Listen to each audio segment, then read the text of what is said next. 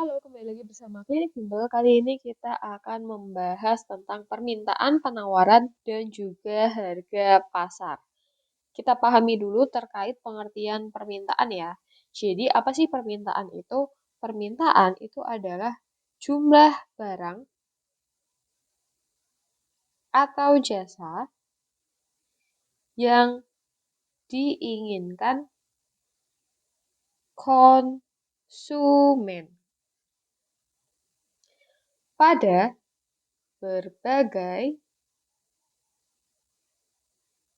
tingkat harga selama waktu tertentu. Misalkan, contohnya ya, permintaan telur di daerah X. Jadi kita tulis daerah X itu dia meminta telur pada bulan Desember ketika harga telurnya itu 32.000. Di mana permintaannya sejumlah 1 ton. Jadi daerah X itu meminta telur pada bulan Desember pada saat harganya itu 32.000, mereka meminta 1 ton. Kemudian ketika harganya menjadi 27.000, permintaannya menjadi 1,5 ton. Nah, contohnya seperti itu. Oke, artinya apa?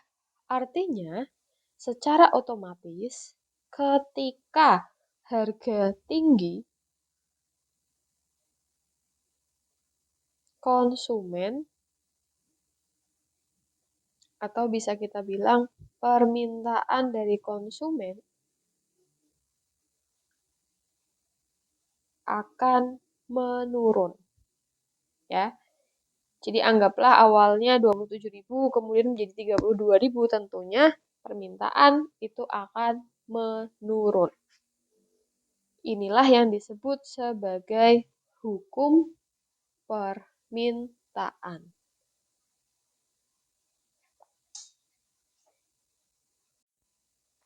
Jadi, kalau misalkan kita simpulkan kembali, hukum permintaan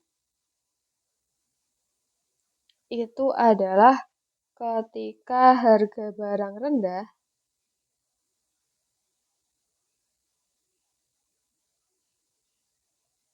maka barang diminta tinggi.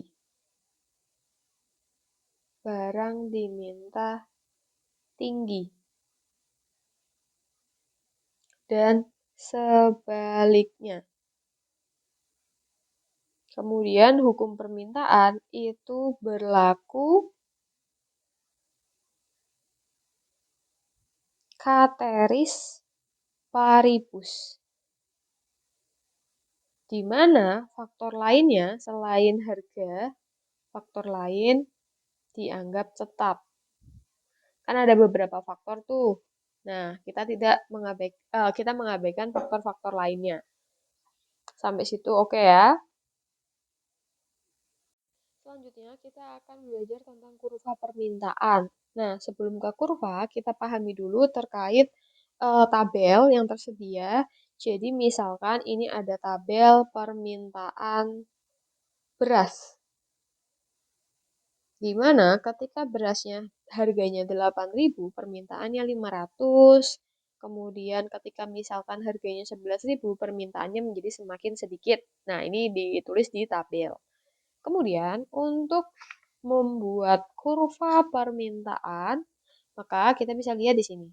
Tadi ketika Rp8.000 itu permintaannya adalah A di sini, yaitu sebesar 500.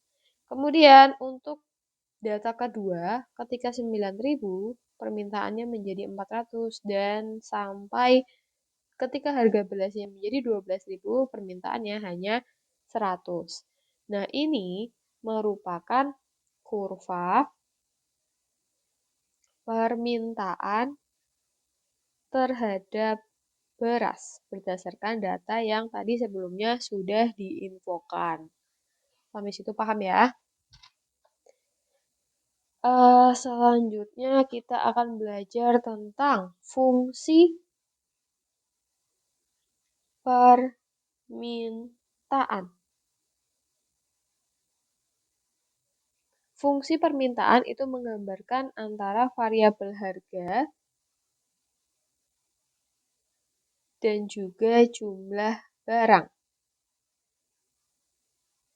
yang diminta. Kita memiliki bentuk QD sama dengan min AP plus B atau P sama dengan 1/A kali Q plus B per A. Kemudian, rumus tersebut itu diperoleh dari hubungan antara harga dan jumlah barang yang berawal dari, jadi bentuk ini itu berawal dari P min P1, P2 min P1 sama dengan Q min Q1, Q2 min Q1. Di mana kita cek dulu. Yang pertama ada A. A itu konstanta, jadi hanya ada angka gitu ya. Lalu B juga konstanta, kita gabungkan aja berarti sebentar. Nah, seperti ini. Kemudian ada P, price, berarti harga. Ada Q, quantity, jumlah barang artinya. Kemudian ada P1. P1 itu adalah harga mula-mula. P2 harga setelah kenaikan atau penurunan. Sedangkan Q1 berarti jumlah barang mula-mula. Q2 jumlah barang setelah kenaikan atau penurunan. Nah, itu adalah terkait permintaan. Nah, selanjutnya ini ada contoh yang pertama. Jika harga barang 60 per unit, oke, itu price ya, 60 per unit, maka jumlah permintaan, ini anggaplah P1. Q1-nya adalah 20 unit, dan jika harga barang itu adalah 40, maka jumlah permintaan itu adalah 30 unit. Semakin besar ya, oke. Tentukan persamaan fungsi permintaan. Nah, tadi kan kita punya rumus P dikurangi P1, P2 dikurangi P1 sama dengan Q min Q1, Q2 min Q1. Nah, yang pertama kita masukkan dulu P dikurangi P1-nya dimasukkan 60, P2-nya adalah 40, dikurangi 60 sama dengan Q min 20, 30 min 20. Kemudian P min 60 dibagi min 20, Q min 20 per 10. Kalau sudah, kita kali silang. Menjadi 10 dikali P min 60 sama dengan Q. Sama dengan ini yang satunya juga kali silang. Min 20 kali Q min 20. Kemudian 10 kali P min 10 kali min 60 berarti min 600 sama dengan min 20 Q plus 400. 10P sama dengan min 20 Q plus 400 plus 600, maka 10P sama dengan min 20 Q plus 1000, P sama dengan min 20 Q plus 1000 dibagi 10. Jadi P-nya adalah min 2 Q plus 100. Nah, ini merupakan fungsi dari permintaan berdasarkan soal tersebut. Selanjutnya, kita akan membahas tentang penawaran. Oh ya, kalau tadi permintaan itu disebut juga sebagai demand. Kalau penawaran itu sebutannya ada juga, yaitu namanya supply. Jadi supply itu artinya penawaran. Secara singkat, berarti penawaran itu adalah barang dan jasa yang ditawarkan pada berbagai tingkat harga,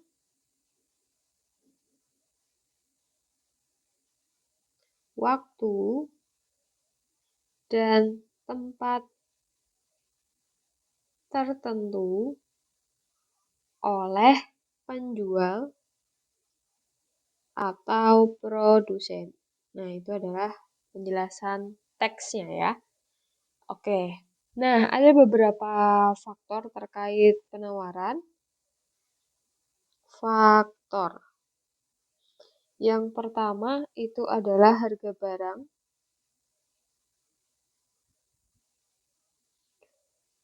Harga barang tersebut gitu ya. Yang kedua, harga barang lain yang berkaitan.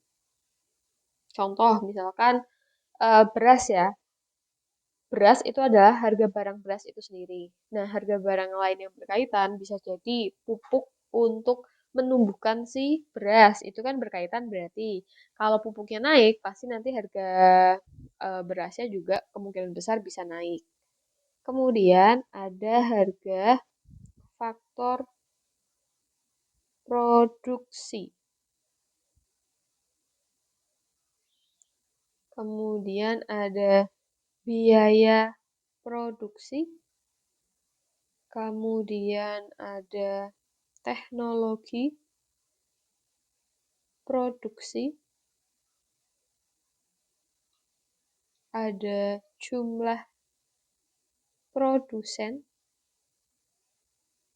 kemudian tujuan perusahaan,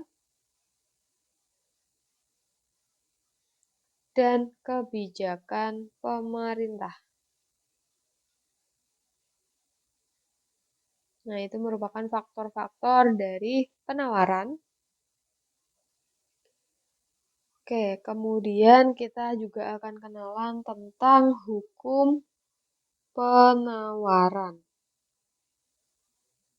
Untuk hukum penawaran itu berbunyi jika makin tinggi atau harga barang tinggi,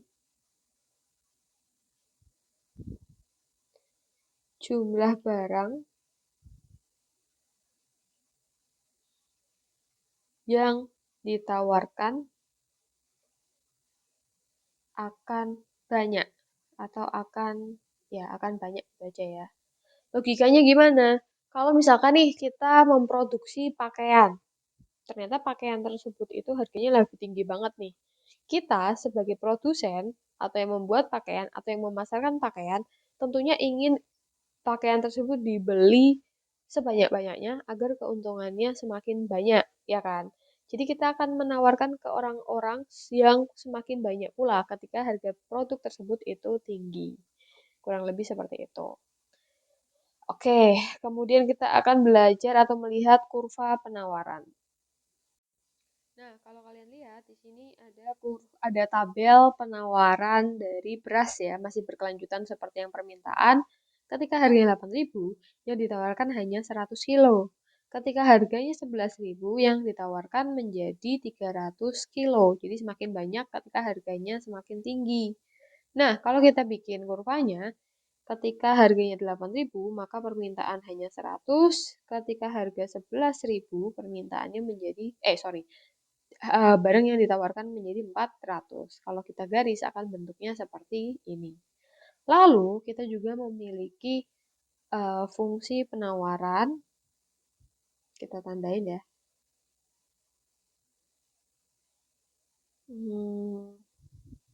Oke. Fungsi dari penawaran sama seperti tadi pengertiannya. Jadi ada QS, supply S-nya, AP min B atau P sama dengan 1 per A kali Q plus B per A atau P sama dengan Q plus B per A. Nah, itu adalah untuk fungsi penawaran. Oke, di sini kita ada contoh soal. Jadi, diketahui tabel penawaran jeruk di pasar. Kemudian kita disuruh mencari fungsi penawarannya. Oke, kalau seperti ini, maka kita bisa menggunakan rumus yang P min P1 per P2 min P1 sama dengan Q min Q1, Q min Q2. Lalu, kalau misalkan tidak ada opsi A, B, C, maka kita bisa mengubahnya menjadi P sama dengan ataupun Q sama dengan. Tergantung dari opsinya ya. Jadi bebas. Kalau tadi di fungsi permintaan kan kita buat menjadi P sama dengan. Karena juga tidak diinfokan kita harus mengubahnya menjadi Q sama dengan atau P sama dengan. Sekarang kita mau coba ubah menjadi Q sama dengan. Maka kita masukkan P min P1 berarti 8.000, 10.000, min 8.000 sama dengan Q min 2.000. Ini Q2 min Q1. Berarti 3.000 min 2.000. Maka P min 8.000 per 2.000 sama dengan Q min 2.000 per 1.000. Kemudian bisa kali silang, 1.000 kali P min 8.000 sama dengan 2.000 dikali Q min 2.000, maka menjadi 1.000 P min 8 juta, 8.000 kali 1.000 ya, sama dengan 2.000 Q min 4 juta. Maka 1.000 P min 8 juta plus 4 juta, 4 jutanya dipindah jadi positif, 2.000 Q. 1.000 P min 4 juta sama dengan 2.000 Q. Kemudian karena kita mau menjadikan Q sama dengan, maka 1.000 P min 4 juta dibagi 2.000 sama dengan Q. 1.000 dibagi 2.000 berarti setengah P. 4 juta dibagi 2.000 berarti 2.000. Nah, ini adalah fungsi dari penawaran.